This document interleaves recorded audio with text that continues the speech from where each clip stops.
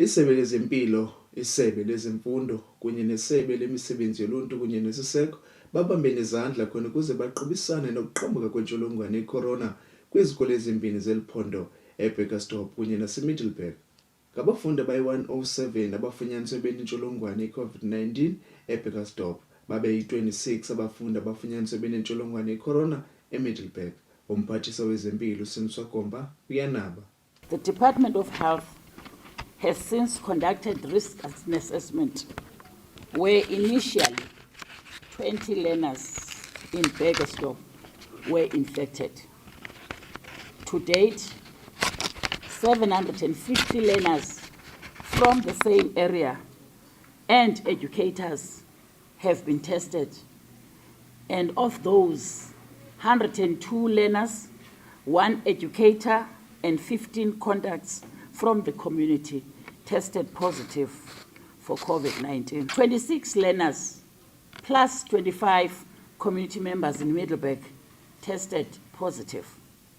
All those who tested positive have been isolated.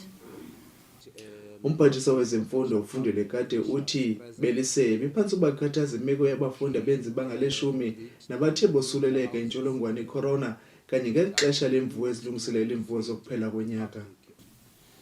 There were 3 kids that were a bit a worry for us because 1, they are doing grade 12, 2, they are undergoing a trial examinations, 3, trial examinations constitute part of the assessment of the output of learners in this country.